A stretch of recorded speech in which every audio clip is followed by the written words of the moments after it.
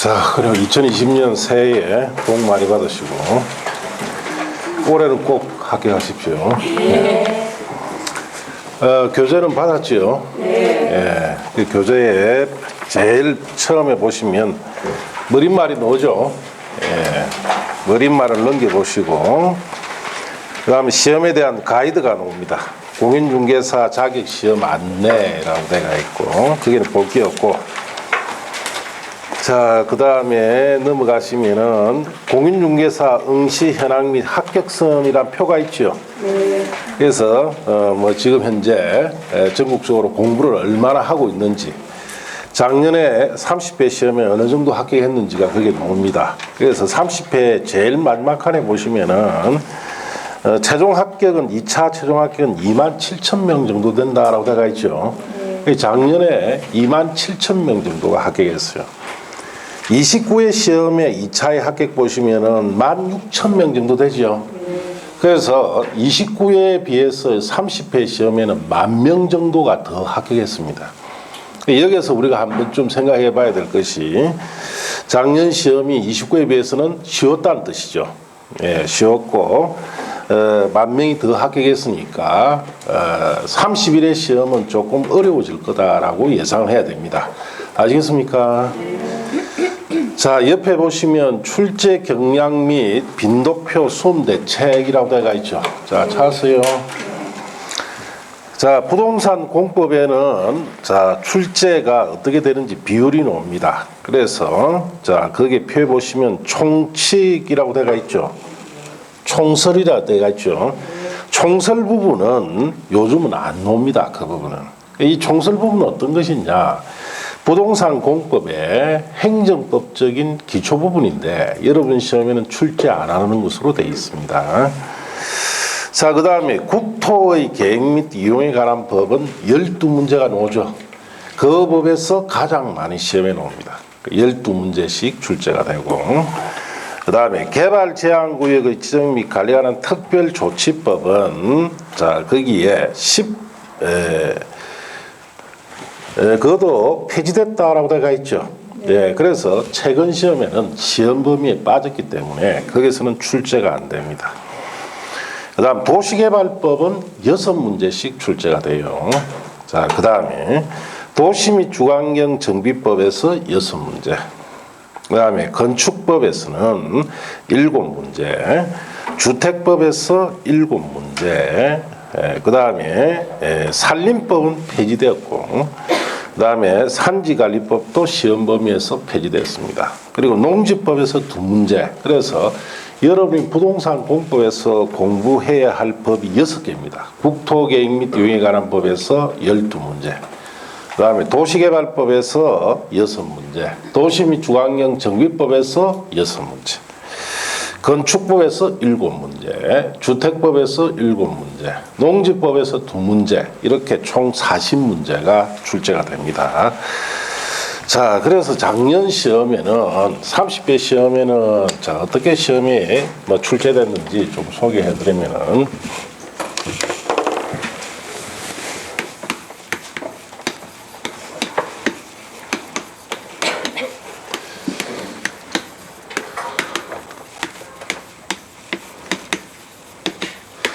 자, 부동산 공법은 작년 30회 시험은 한마디로 어떻게 출제됐느냐? 극단적으로 출제가 됐습니다. 자, 그래서 아예 쉬운 문제, 아예 어려운 문제. 자, 중간에 난이도 중간 정도 되는 문제가 없었어요. 그래서 쉬운 문제만 실수만 안 하면 작년에 한 70점 나옵니다. 쉬운 문제에서 실수를 해버리니까 성적이 안 나오는 경우가 많아요. 그래서 작년에는 쉬운 문제와 어려운 문제 딱 이렇게 두 가지로 극단적으로 출제됐어요. 그래서 쉬운 문제는 뭐 실수하지 않으면 다 맞출 수 있도록, 어려운 문제는 자, 첫째, 교재에 없습니다. 여러분 가지고 있는 이 두꺼운 책 있죠? 여기 없습니다. 부동산 공법은 다른 과목과 다르게 교재에 없는 부분이 상당히 많습니다. 그래서 다른 과목은 다 시험 범위가 책에 다 들어가 있는데 공법은 워낙 양이 많기 때문에 여러분 가지고 있는 교재 있죠? 여기에 약 절반 가까이밖에 안 들어가 있어요. 나머지 60% 정도는 교재에 없습니다. 자, 그런 것이 논다. 그럼 뭐 어떻게 해야 돼요? 예, 이건 못 맞춥니다. 교재 없는데 어떻게 맞춰요? 예. 자, 그리고 교재에 있어도 아주 지엽적이고, 자, 이런 식으로 출제됐기 때문에 이런 문제는 사실상 여러분 맞추기 힘들죠. 그래서 작년에 이렇게 출제됐기 때문에 올해 같은 경우에 뭐 예상을 한다면은 쉬운 문제 역시 내주겠죠. 그래서 어려운 문제 같은 경우에 상당히 비중을 좀 높이지 않겠느냐 이렇게 봅니다. 그래서 작년에 부동산 공부 시험에 있어서 우리가 조금 더 출제 경향을 좀 더 우리가 알아 아실 필요가 있는데, 자, 우리가 흔히 기출된 부분, 자, 미출제됐던 부분으로 이렇게 나눠서 볼 때는 지금까지는 29회 시험까지는 기출된 부분을 거의 60% 내줬어요. 한번 출제된 적이 있는 부분이 60% 이렇게 나왔는데, 자, 그리고 출제되지 않는 부분이 한 40% 이렇게 해서 기출된 부분 중심으로 학습하게 되면은 합격하는 데는 큰 문제가 없었어요. 그런데 자, 29회까지는 작년 시험부터 확 바꿔버렸어요. 30회 시험에는 기출된 부분이 전체 40%밖에 안 나와요. 자, 그 다음에 미출제된 부분이 60%. 그래서 기출된 부분이 출제 비중이 어떻습니까? 확 줄어들었어요. 기출 중심으로, 자, 우리가 기출된 중심으로 학습을 하시면은 합격하기가 어떻다? 예, 어렵다는 결론이 나옵니다. 기출된 부분 중심으로 학습은 이제는 조금 생각해 봐야 돼요. 예. 그래서 출제되지 않는 부분으로 중심으로 60%가 출제되기 때문에, 자, 이 비중이 갈수록 높아진다는 거, 여기 주의를 좀 해야 됩니다. 출제되지 않는 부분이, 자, 이런 부분이, 자, 구체적으로 교재에 없는 부분이라든지 교재에 있어도 상당히 내용이 어떻습니까? 지엽적인 거, 세부사항 같은 거죠. 자, 이런 세부사항 중심으로 이 출제되지 않는 부분이 시험에 주로 나오기 때문에 이 비중이 높아진다는데 유념하고 학습을 하셔야 돼요. 예. 자, 그러면 이렇게 시험에 나오기 때문에 이 부분의 비중이 갈수록 높아지기 때문에 어떻게 학습할 거냐, 공부를 어떻게 하는 게 좋으냐. 자, 먼저 이해를 해야 되겠죠. 무조건 이해해야 됩니다. 예. 워낙 많은 내용을 여러분 다 외울 수는 없어요. 어떻게 보면 이 공법 전체가 다 암기사항인데 이걸 다 외울 수는 없어요. 예. 이해를 하고 정리를 해줍니다. 정리를 해주면 이걸 가지고 반복적으로 학습을 해서 여러분의 시험에 임할 수밖에 없어요. 예. 자, 그렇기 때문에 1월 달부터 8월 달까지는 무조건 수업을 들으면서 뭘 해야 된다? 이해를 해야 됩니다. 오늘 수업을 이제 들어보면 아시겠지만은 1, 2월 달에 하는 부분, 3, 4월에 하는 부분, 5, 6월에 하는 부분, 7, 8월에 하는 부분이 다 정해져 있습니다. 그리고 버리는 부분도 있습니다. 이거는 보지 마세요. 버리세요. 한번 버리는 거예요. 예. 이렇게 단계적으로 체계적으로 학습을 하지 않으면 안 됩니다. 그래서 1, 2월 달에 하는 부분이 가장 중요한 부분이겠죠. 예, 중요한 부분이에요. 그 다음 3, 4월에 가면 1, 2월 달에 했던 이 부분에다가 추가가 된단 말이에요. 예, 그래서 시험에 한두 번 정도 출제됐던 부분이 추가되고, 또 5, 6월 달에는 출제되지 않은 것 중에서 출제 가능성이 있는 부분이 추가가 되고, 자, 그리고 7, 8월에는 문제풀이를 통해서 여러분 한층 더 이해할 수 있도록 해야 됩니다. 이런 단계적으로 학습을 해야 돼요. 그래서 여러분이 자, 수업을 들으면서 어떤 말이다라는 것도 이해해야 됩니다. 그 다음에 이 이해한 이 부분에 대해서 대개 들어가서 복습해야 되죠. 복습 어떻게 해야 됩니까?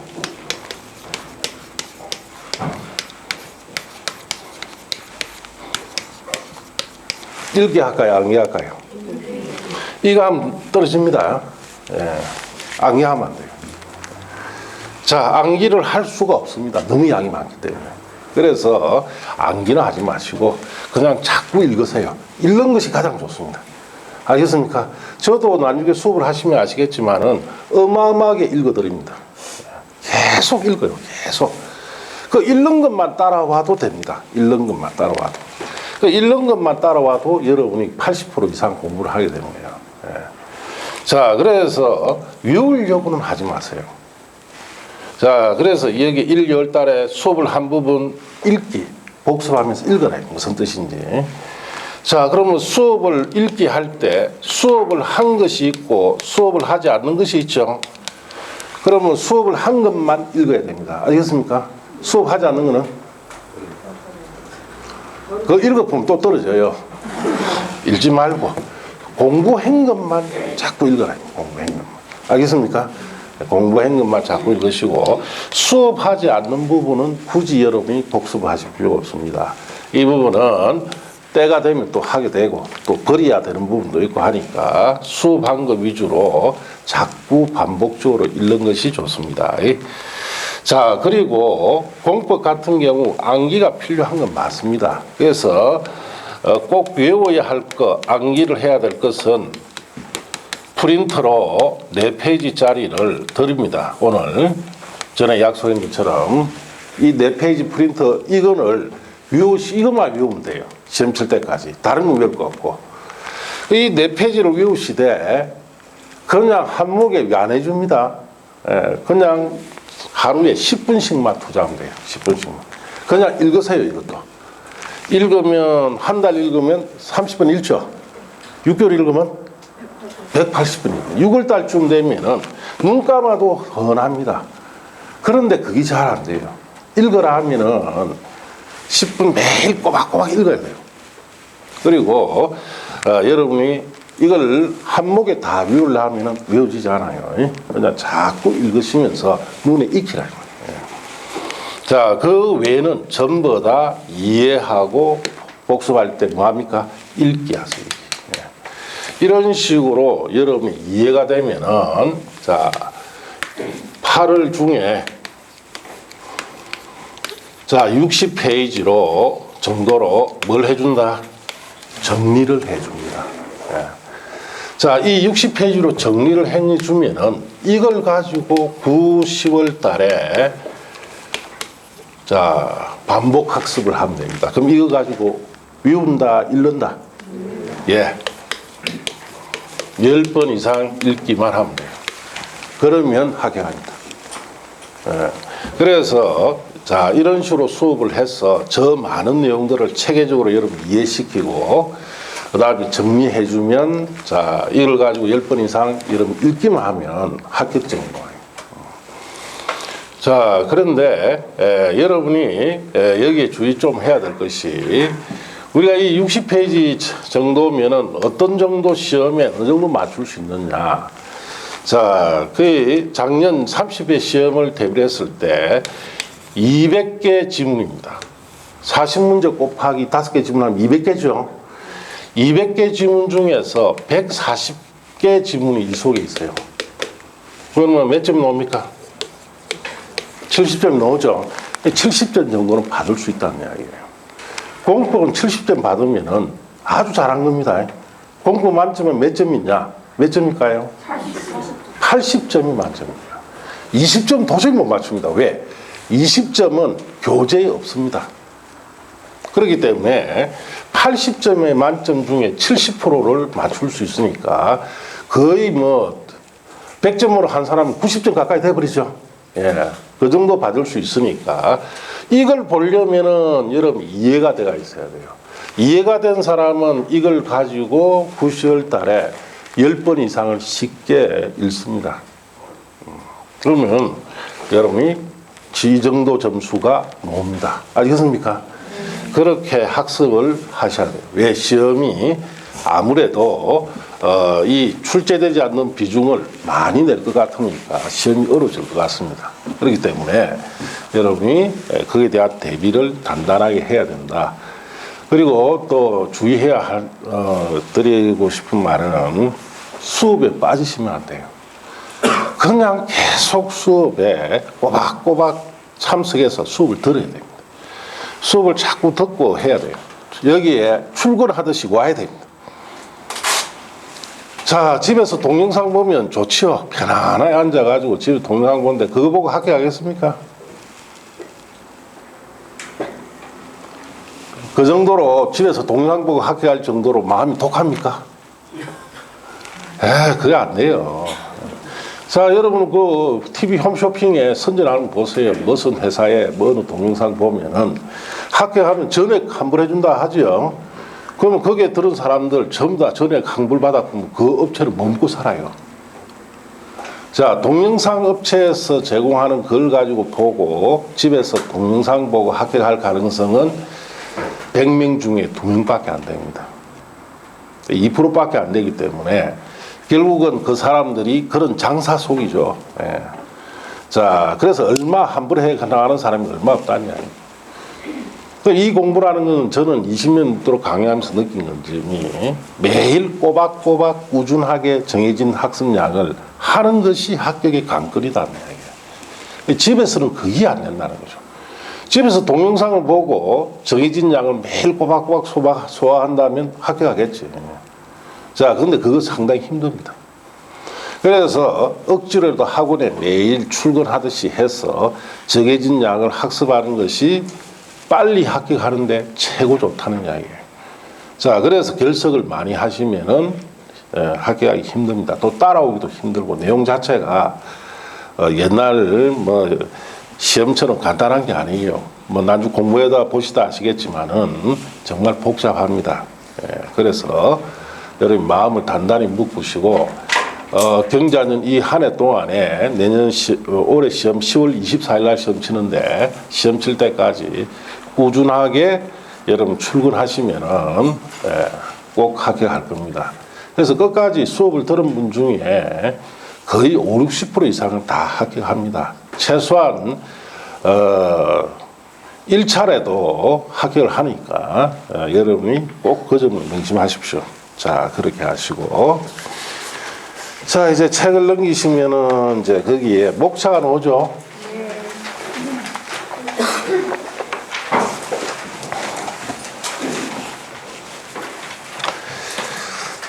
자, 첫 번째가 국토의 계획 및 유형에 관한 법률. 거기서 12문제 나온다 그랬죠.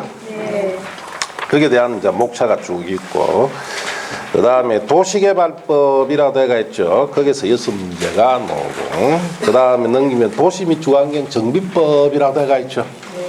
거기서 6문제. 또 건축법, 주택법이라고 되어 있죠. 거기서 7문제. 그 다음 건축법이라고 되어 있죠. 거기서 7문제. 자, 그 다음에 농지법이라고 되어 있죠. 거기서 2문제. 이렇게 목차가 구성되어 있습니다. 자, 그래 국토의 계획 및 유형에 관한 법률로 들어가기 앞서서 몇 가지 여러분이 알아야 됩니다. 공법을 하려면 꼭 알아야 되는 거 몇 가지 설명해 드리고 들어갑시다.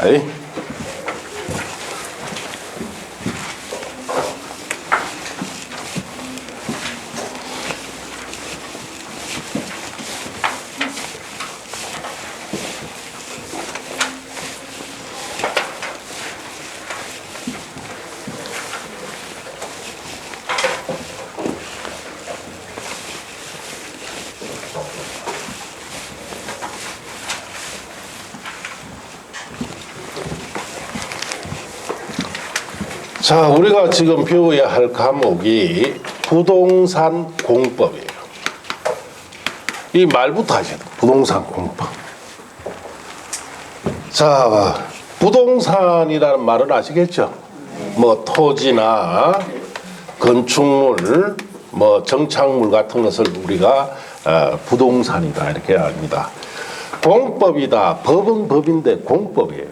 예. 그래서 이 우리가 법이다라는 것은 강제력이 있는 사회적인 약속을 우리가 법이다 이렇게 이야기합니다.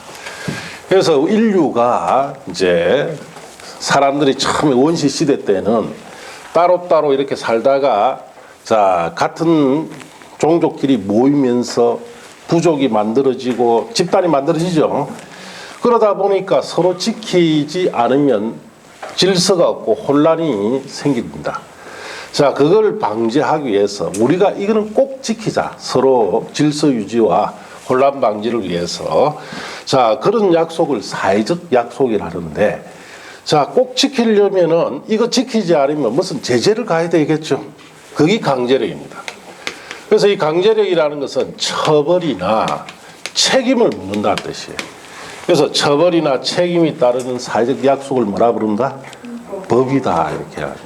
이걸 안 지키면 여러 가지 처벌과 책임이 따라서 이걸 꼭 지키도록 하자는 것이 법인데, 이 법을 주체에 따라서 둘로 나눕니다. 하나는 사법, 하나는 공법, 이렇게 둘로 나누는데, 자, 사법은 주체가 개인입니다. 개인 대 개인 간에 자 대등한 법률 관계를 다룬 법을 우리가 뭐라 부릅니까? 사법이다. 그게 개인이 주체예요. 개인이. 그래서 여러분 1차 과목에 민법 배우죠. 네. 민법에 보면은 채권자, 채무자, 임대인, 임차인, 저당권자, 설정자, 항상 민법은 그래 되어 있습니다. 그와 같이 이렇게 개인 대 개인 간의 대등한 법률 관계를 다룬 법을 사법이다 이렇게 이야기하고, 자, 이런 대표적인 법이 1차 과목의 민법이 여기에 해당돼요. 그럼 민법을 위반하면 처벌될까요? 책임이 따를까요? 책임이 따릅니다. 민법 책을 보면은 채무 불이행 책임, 손해배상 책임 그런 말들이 나옵니다. 처벌되는 건 아니에요.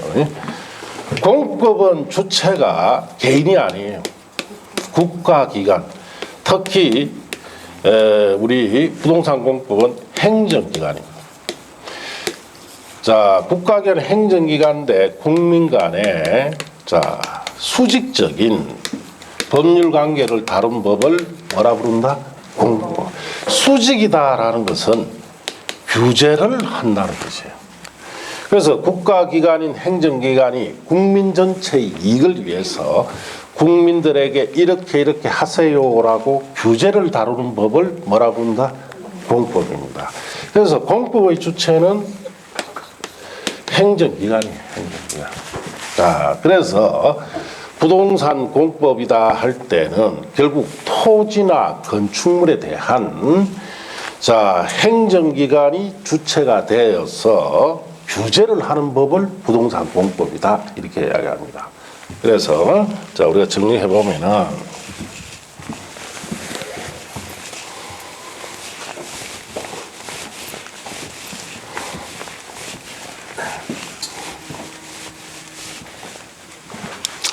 부동산 공법은 자 주체 국가기관인 누가 행정기관이죠. 행정기관이 자 국민이 가지고 있는 부동산인 토지나 건축물 자 이걸 이렇게 이용하세요라고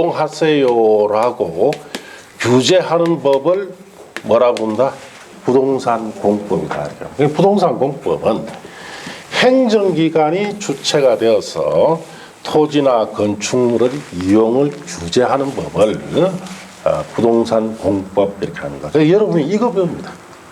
공법 전체에서. 그래서 행정기관이 자 토지나 건축물 이용을 한다. 대표적으로 개발시켜서 이용할 수도 있죠. 또 보존시켜서 이용할 수도 있습니다.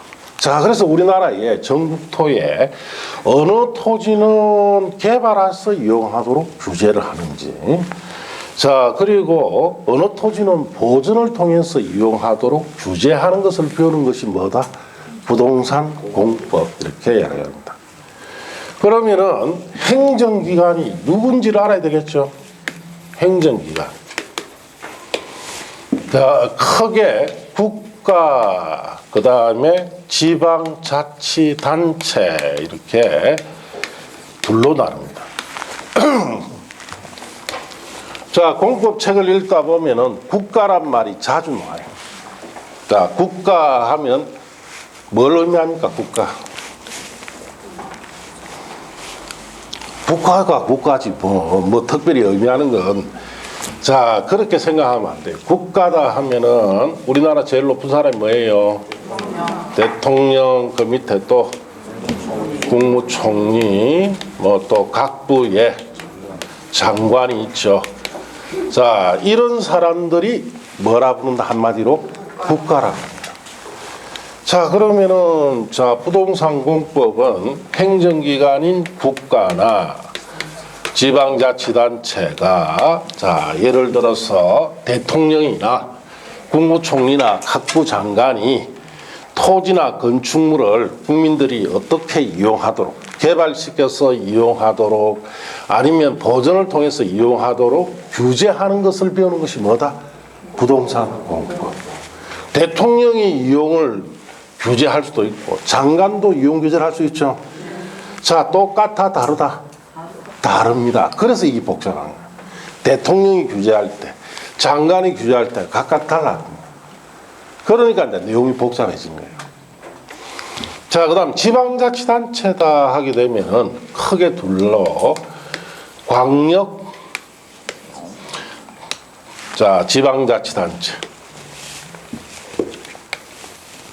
그 다음에 기초지방자치단체. 광역지방자치단체는 서울특별시, 자, 울산광역시, 자, 그 다음에 세종특별자치시, 제주특별자치도, 이렇게 5가지 행정구역을 광역지방자치단체 이렇게 부르고, 자, 이걸 줄여서 시도라 하고 그 장을 시도지사라고 합니다. 자, 기초지자체는 특별시 밑에는 구가 있어요. 구청. 자, 광역시 밑에 구도 있고 군도 있죠. 자, 울산광역시에는 남구, 중구, 동구, 북구가 있고, 자, 그 다음에 군, 울주군이 있죠. 네. 자, 특별자치시 밑에는 아직 없습니다. 크지 않기 때문에. 그 다음 제주특별자치도에는 행정시라는 것을 둡니다. 이 행정시라는 것은 제주특별자치도지사가 임명하는 시장을 둔다. 자치시장이 아니라는 거죠. 자, 우리 시장 같은 경우 선거로 뽑죠. 선거로 뽑는 시장을 자치시장이라 하고, 그냥 임명하는 시장은 자치시장이 아니에요. 행정시다 이렇게 하고, 도 밑에는 시와 군으로 구성되어 있죠. 예. 자, 이 기초자치를 줄여서 시, 군, 구 이렇게 이야기를 합니다. 자, 이 시 밑에는 대도시, 그냥 일반 시가 있어요. 경상남도에 가보면은, 자, 김해시, 창원시, 밀양시 있죠. 뭐 창녕군, 합천군, 산청군, 시군으로 구성되어 있어요. 도 밑에는. 그래서 시 중에서도 인구가 50만 이상인 시를 뭐라 부른다? 대도시. 50만 미만인 시를 일반시 이렇게 부릅니다. 자, 그래서 우리 여기 장관에도, 자, 뭐 국토교통부 장관, 여러 장관이 있죠. 예. 자, 이런 각부 장관을 줄여서 중앙 행정기관이다 이렇게 이야기를 합니다. 자, 이와 같이 행정기관이 전체적으로 이렇게 구성되어 있는데, 자, 이걸 대입해서 부동산 공법이란 뜻을 한번 생각해 봅시다. 자, 국가 대통령이나 총리나 장관이, 자, 주체가 되어서 토지나 건축물을 개발을 시켜서 이용할지 보전을 통해서 이용하도록 규제하는 법도 부동산 공법입니다. 자, 여기 지방자치단체, 광역지방자치단체인 특별시장이나 광역시장이나 특별자치시장이나 특별자치도지사, 도지사 같은 사람이 이런 5가지 광역지방자치단체 장이, 자, 자기 관할 구역에 있는 토지나 건축물을 개발을 시켜서 이용하도록 보존을 통해서 이용하도록 규제하는 법도 무슨 법? 부동산 공법. 자, 여기에 기초지자체인 시장이나 군수나 구청장 같은 사람이 자신의 관할 구역 내 토지나 건축물 이용을 보존을 통해서 이용하도록, 개발 통해서 이용하도록 규제하는 법도 무슨 법이다? 부동산 공법. 자, 주체가 하나입니까? 여럿입니까? 이것 때문에 공법이 복잡한 거예요. 대통령이, 장관이, 여기 있는 시도지사나 시장군수구청장이 자, 토지 이용을 규제하는 방법이 다 제각각이기 때문에 자, 공법이 양이 많고 복잡한 겁니다. 이것부터 인식하고 있어야 돼요. 주체가 하나가다가 아니다. 어떻습니까? 여럿이다. 라고 아셔야 돼요. 그래서 책을 한 이래 보시면은, 잠시 뭐 어느 페이지든.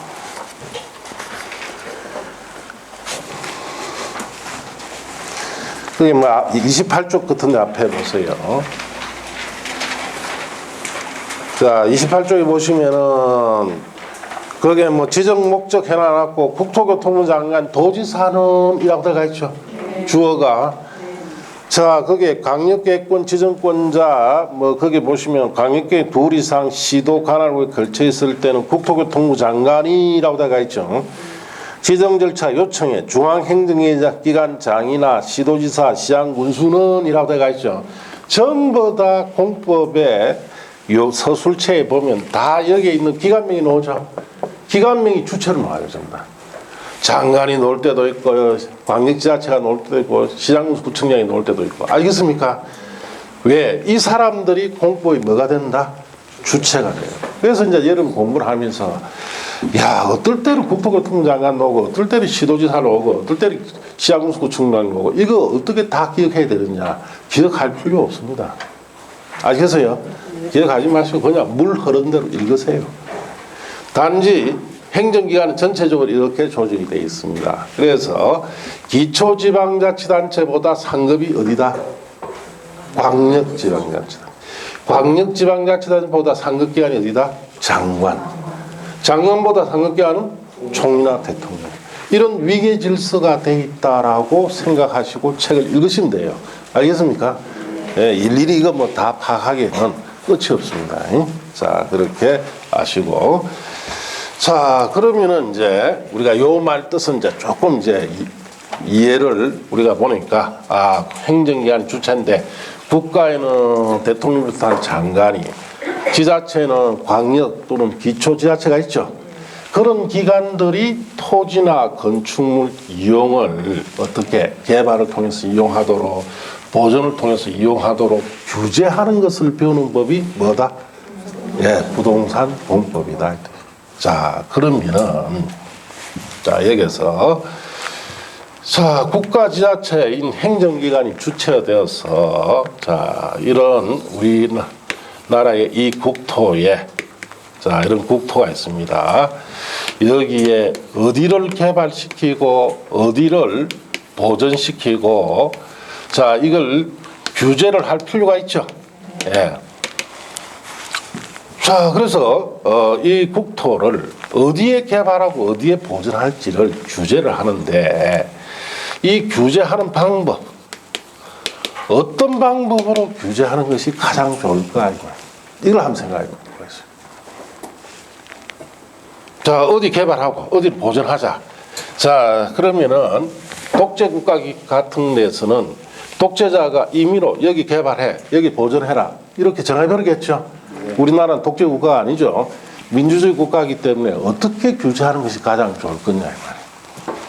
그럼 규제를 하려면은 미리 국민에게 이 부분은 개발해야 된다, 이게는 보존해야 된다, 이런 것을 미리 알려주면서 규제를 해야 되겠죠. 자, 그렇게 해서는 가장 좋은 방법이 뭐가 있을까요? 한번 생각해 봅시다.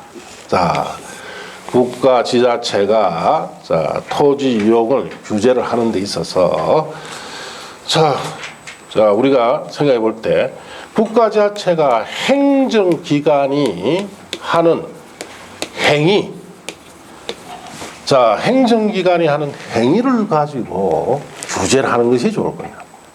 행정기관이 여기에는 개발합시다, 여기에는 보존합시다 라고 이렇게 직접 행정기관이 행위를 하는 것이 좋을 건지, 자, 아니면 뭐 하명, 명령을 내린다. 요즘 저 언론에 많이 나오죠. 하명했나, 하명을 했나 안 했나. 하명이 무슨 말이야, 하명.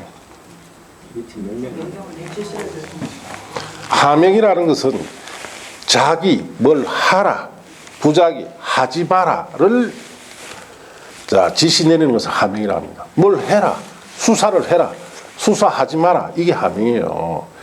자, 그리고 국민에게 여기는 개발하라, 여기는 개발하지 말고 보존해라. 이것도 좀 안 맞는 것 같죠. 예.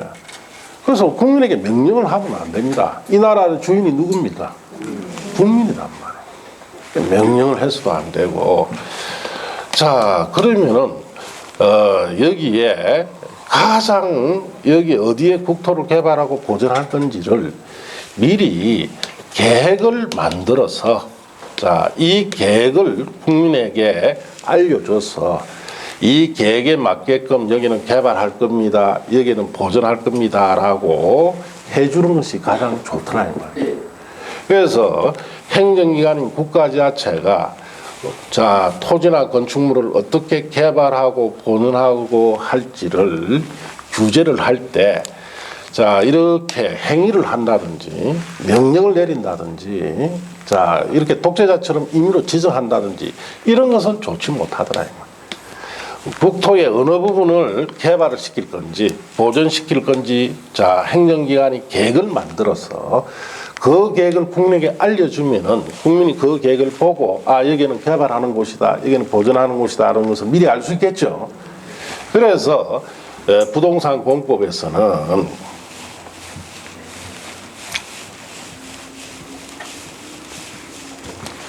행정기관인 국가자체가 자, 토지 이용을 규제를 하는 데 있어서 가장 기본적인 제도로서 토지 이용 계획 제도라는 것을 도입을 하게 됩니다. 그래서 우리나라는 전국토에 있는 토지에 어디에 개발하고 보존할 건지를 국민에게 미리 알려주는 방법이 뭐다? 계획입니다. 그래서 국가자체 이 계획을 만들어서 국민에게 여기는 개발합시다, 여기는 보존합시다 라고 이 계획 제도를 도입을 했어요. 그래서 이 계획에는 크게 두 가지가 있는데 첫째, 방향을 제시하는 경우. 자, 말 그대로 어디에 개발을 하자, 그 개발을 어떻게 할 건지 보존을 어떻게 할 건지 방향을 정해주는 계획인데 여기에는 세 가지 계획이 있습니다. 국가계획, 광역도시계획, 도시군 기본계획.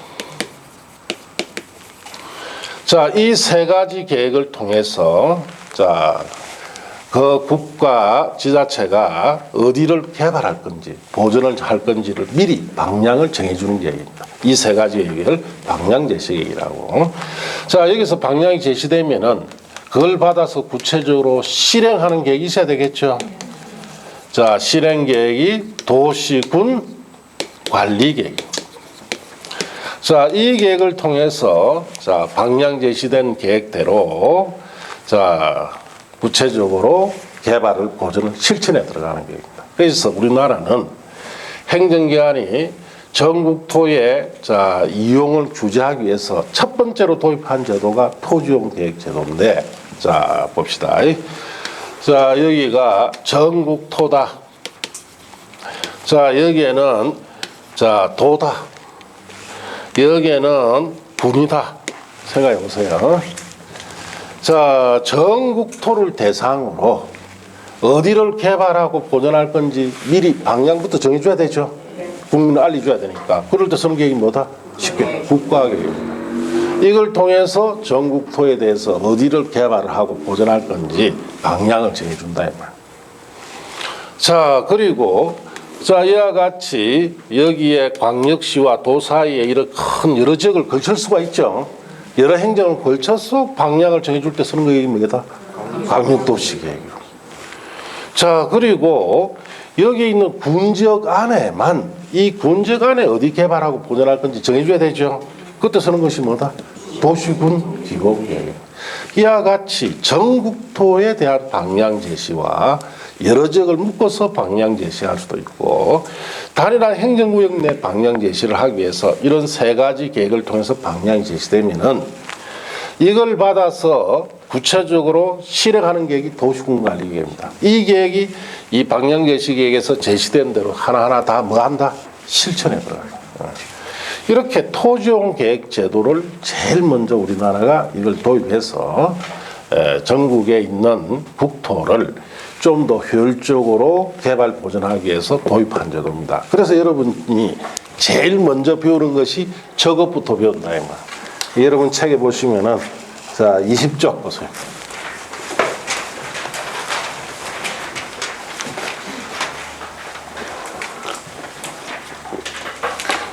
21쪽에 보시면은 용어 정의라고 되어 있죠. 찾았습니까? 자, 광역도시계획, 도시군계획, 도시군기본계획, 도시군관리계획 전부 다 끝말이 뭐예요?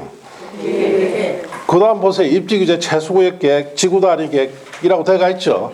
전부 다 계획입니다. 이 토지용 계획. 이것부터 제일 먼저 배우는 이유가 여기에 있다. 그러니까 여러분이 자 국가다 지자체라고 생각하시고, 자 내가 이 나라의 대통령이고 장관이고 시도지사라 생각하시고, 자 자신의 관할구역 내에 있는 토지를 국민들이 좀 더 효율적으로 쓰기 위해서는 자 가장 좋은 방법이 내가 임의로 여기 개발하세요, 여기 보존하세요, 국민에게 명령하는 것보다는 자 여기 이 지역은 토지용 계획을 통해서 이런 방향제시 계획을 통해서 여기는 개발합시다, 여기는 보존합시다라고 계획을 만들어서 미리 알려주는 것이 가장 효과적이죠. 그리고 그래서 이 계획을 통해서 개발과 보존이 효율적으로 이루어지도록 하기 위해서 도입한 것이 계획제도다. 그래서 이것부터 여러분 제일 먼저 배워요. 이게 이제 첫째고. 자, 그럼 이 계획을 통해서 전국적으로 어디가 개발되고 보존이 되는지 정해집니다. 이걸 통해서 정해진 대로 여러분은 지금 살고 있어요. 자, 울산광역시 내에 이 지역에는 지금 시가지가 형성돼 있죠. 건물이 들어왔다 이 말. 자, 그러면은 여기에 있는 도시군 기본계획을 통해서 여기에는 뭐 하라고 했기 때문에 개발하라고 제시되어 있고, 실행계획을 통해서 여기 개발이 돼봤죠. 그래서 건물이 들어와야 됩니다. 자, 저기에 산에는 건물이 있습니까 없습니까? 자, 여기 방향제시계획에서 뭐 하라고 했기 때문에 보존하라 했기 때문에 거기에는 건물이 없습니다. 그래서 실행계획을 통해서 자 보존이 실천되니까 거기에는 건물이 있습니까 없습니까? 없지요.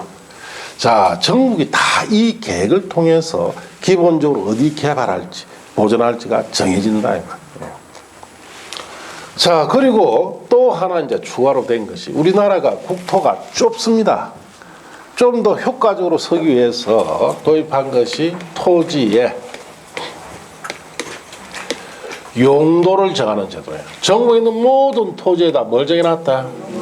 용도를 정해서 용도에 맞게끔 건축을 하도록 해서 이 좁은 국토를 좀 더 효율적으로 쓰기 위해서 도입한 제도인데, 용도, 지역, 용도, 지구, 용도, 구역. 자, 이런 세 가지 용도 제도를 통해서 전국에 있는 모든 토지의 용도까지 딱 정해놨어요, 우리나라. 누가? 국가, 지자체, 행정기관, 이까지 딱 정해놨어요. 자, 그래서 여러분이 계획제도를 배우고 나면은 그 다음 배우는 것이 이거 배운단 말이에요. 그래서 여러분 교재에, 자, 거기 보시면은 23쪽에 보시면은, 자, 그게 15번 국가계획이라고 되어 있죠. 그 밑에 보면 용도, 지역, 지구, 그 다음에 용도구역이라고 되어 있죠. 이걸 배운단 말이에요. 그래서 전국에 있는 모든 토지에, 자, 이게 보세요. 방향제시계획에서 개발하자라고 방향이 제시되면은, 자, 실행계획을 통해서 개발이 착수됐겠죠. 그럼 개발된 부분에 뭘 정해줘야 된다? 용도를 정합니다. 상업이다, 주거다, 공업이다, 이런 것이 정해지면은 거기에 맞게끔 용도 제도를 통해서 정해진 용도대로 여러분은 그 토지를 뭐 하면 된다? 보존할 것은 보존하고 개발할 것은 개발을 한다. 이걸 배우는 거 법이 부동산 공부예요. 자, 그래서 옛날에 1970년대 이럴 때 땅 부자가 많이 생겼어요. 이 제도를 통해서. 자, 서울의 강남에 자 거기에 1970년 이전에 서울 강남이 어떤 곳이었을까요? 가장 밭입니다. 밭. 예, 거기에 몇십만 평을 채마밭을 가꾸는 갑이라는 사람이 있었어요. 예. 자, 아무것도 못 배웠어요. 어릴 때부터 평생 농사만 지었어요. 똥찌개만 지고. 그래서 채마밭에 채소 같은 거 갖고서 묵고 살았는데 자기 부친이 죽으면서 유언을 했죠. 니는 절대로 이 땅을 팔면 안 된다. 니는 배운 게 아무것도 없기 때문에 네가 이 땅을 가지고 팔면은 사기꾼들한테 다 당하니까 그래도 니는 이 땅을 꼭 지키라. 자, 절대로 팔지 마라. 평생 니는 이 땅에 농사만 짓고 살아라. 자, 그래서 이제 1970년 접어들면서 자, 국가가 자, 서울 강남을 개발하기 위해서 방향제시계획이 발표됐겠죠. 네. 자, 개발의 방향입니다. 막 그러니까 땅을 팔아라고 자, 여러 가지 제의가 들어왔겠죠. 꿈쩍도 안 한다 이 말이에요. 예. 왜? 예, 아버지 유언이 되고 또 배운 것도 없으니까 자기는 딱 그거 하나만 생각해요. 절대로 안 팝니다. 자, 그러다 실행계획이 들어왔죠. 막 개발되기 시작하는 거예요. 땅값이 이제 천정부지로 오른 거예요, 지금. 예. 그래도 꼭 참고 있다. 자, 용도까지 정해주죠, 이제. 할 수 없이. 상업이다. 자, 자기 재산이 얼마가 되는지를 몰라요. 수십만 평이 상업지가 강남 지역이 되어버리니까. 자, 몇 조의 재산이 됩니다. 몇 조. 자, 그래서 우리나라의 가장 부자가 누구예요? 삼성의 그룹 회장이나 대기업의 회장 아닙니다. 그 사람들은 돈 없어요. 진짜 부자는 갑이에요. 강남의 땅 부자. 예, 우리나라 최고 부자입니다. 현찰만 몇 조씩 가지고 있어요. 알겠습니까? 예. 그러니까 그런 사람들이 결국 그 땅을 안 팔고 지키다 보니까 결국은 땅값이 그만큼 올라버리고 그리고 거기에다 건물 짓고 자 결국은 그걸 부동산을 가지고 있으니까 어마어마한 재산이 됐겠죠. 그런 재산이 형성되는데 이런 계획 제도를 통해서 자 우리가 정부가 발표해서 개발이 들어가고 실행이 들어가고 용도까지 이렇게 들어가니까 그만큼 땅값이 올라가는 겁니다. 그래서 옛날에는 이런 계획 제도를 통해서 미리 땅을 잘 사두면은 큰 부자가 됐는데 요즘은 이제 별로입니다. 아시겠습니까? 요즘은 미리 다 알아버리죠. 미리 다 알아버려. 예. 자, 이와 같이 우리나라는 자 국가지자체 행정기관이 자 토지나 건축물 이용 규제를 하기 위해서 제일 먼저 도입한 것이 뭐다? 토지용 계획제도. 여기 두 가지가 있습니다. 방향, 개발에 대해서 보전에 대해서 방향을 제시해 주는 계획이 있고 실행 계획을 통해서 개발을 보전 착수해서 용도까지 딱 정해 주면은 자, 이까지 국가자체가 하면은 자, 국민들은 국가자체가 보전하라고 정해 준 곳은 뭐 해야 됩니까? 보전해야 됩니다. 개발하라고 한 곳은 개발해 한다 이 뜻이. 예. 자, 여기 가는 것을 배우는 것이 부동산 공법이다 이 뜻이에요. 자, 그래서 이제 채널을 20쪽 해서요. 20쪽. 자, 재정 목적이라고 되어 있죠. 이 법은 국토 이용 개발과 보전을 위한 계획 수립. 이 계획이란 말이 있죠. 찾았습니까? 이 계획이 이거잖아요. 토지용 계획. 개발할 건지 보전할 건지에 대한 계획입니다. 이 계획의 수립 및 집행이라는 것은 이 계획에 따라서 어디를 개발할 건지 보전할 건지 정해졌죠. 거기에 맞게끔 보전 개발하는 것을 집행이라 합니다. 자, 여기에 필요한 사항을 정하여 공공복리를 정진시키고 국민의 삶의 질을 향상시키는 것을 목적으로 하는 법이 자 국토계획 및 용에 관한 법이다. 그래서 국토계획 및 관한 법은 결국은 우리나라의 국토를 계획을 통해서 어디 개발하고 보존할 건지 정하고 정해진 대로 구체적으로 보존 개발을 어떻게 할 건지에 관한 것을 배우는 법이 국토계획 및 요에 관한 법이다 이 뜻이에요. 자, 2절로 가서 국토이용 관리의 기본 원리 등이라고 되어 있죠. 1번의 국토이용 관리 기본 원칙은 버리세요. 버리란 말은 무슨 뜻입니까? 영원히 보지 말아야 뜻이에요. 자, 옆 페이지 도시 지속 가능성 및 생활 인프라 수준 평가라는 거 찾았습니까? 그것도 버리세요. 영원히 안 보시면 좋습니다. 자, 용어 정의라고 되어 있죠.